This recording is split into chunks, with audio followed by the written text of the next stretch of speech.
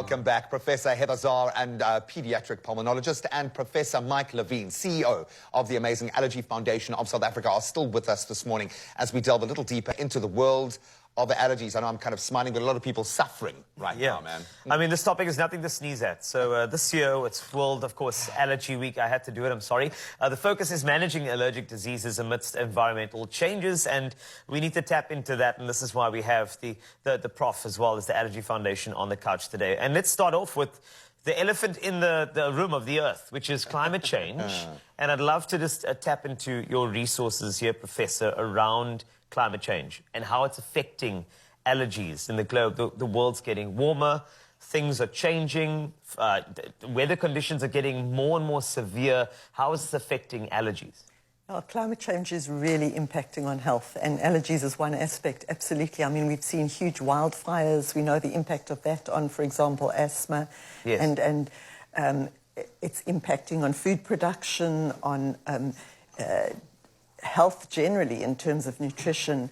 And yes, I think with the extremes of temperature, changes in the kinds of pollen and grasses and the fauna and flora, climate change is affecting allergies as well as many, many other aspects of health. Mike, you might have more to say about allergies in terms of climate There's change. definite evidence that the pollen counts are increasing, or pollen seasons are increasing in duration. And then there's the intersection between pollution and allergies as well. Wow. One of the interesting things is that people have discovered that particular diesel exhaust fumes kind of attach to pollens and then make them more allergenic. So it kind of boosts your pollens and makes it worse. So the overlap between, you know, what we're doing to our environment in many different ways is having massive effects. This becomes kind of a canary in the mine, which is great. So we can, from the perspective of data sharing at the moment, seems to be the big hill that we've climbed through this COVID era. People are sharing information, sharing knowledge, but it's terrifying when the knowledge all starts coming in. We start to see these links. Do we know which allergies are being exacerbated the most through this process when we talk about climate change and the way that the environment is changing? Are we seeing particular focal areas, any particular major red flags that have got you concerned? Well, one of the really interesting things in South Africa is that there is a specific weed called the ragweed, which we used to think was not present in our country at all.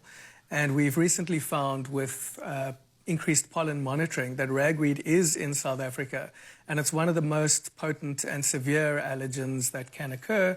It causes local symptoms like hay fever and asthma, but it's also associated with some weird syndromes where you have pollen allergy, and then that in turn causes cross-reactivity with foods, and then you get food allergies because of your pollen symptoms. So that's one of the, I think, the big news events in South Africa at the moment with regards to climate change and changes in pollen. Wow. So we've got climate change, we have pollution, we have ragweed, we've got diesel fumes. We've got so many things to look out for now. So is this going to be something that's going to continually be a problem? Is this going to be something that we have to prepare for on a medical level? Do we have to prepare the... Excuse you? I know. All I want to do is cough and sneeze. That's all I want to do. That was the perfect timing. Well done. You remembered the script. Anyway, but, I mean, is this something that we're going to have to live with? And the severity thereof, is it something that we're going to have to live with for a long time? Is this going to be our future? Is it snowballing? Yeah. And this is for either one of you, but is this the future?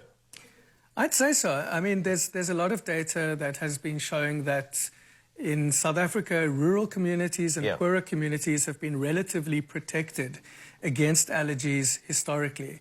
And that's rapidly changing. We're seeing that this pattern that the people in the urban areas who are riddled with hay fever and asthma and all sorts of other things, that's spilling over into the rural communities as well. Yeah. So it's definitely something that is going to worsen over the next 10 to 20 years. And I'm so grateful that we've got the likes of you and your organization focused on a social economic bracket that I think just often gets completely looked over in this particular space, but something that's so widespread, that's becoming more and more complex. Thank you for having your hearts where they are. Congratulations on the AfriSpacer. I think this is going to change the game completely. And thank you once again for being here during a very important time. I didn't realize how many people are affected by allergies. So let us know how you are affected and what are your go-to remedies. How do you take care of allergies during allergy season? Yes, and straight into the season we go. And during these winter months that we are talking about right now, it seems our immune systems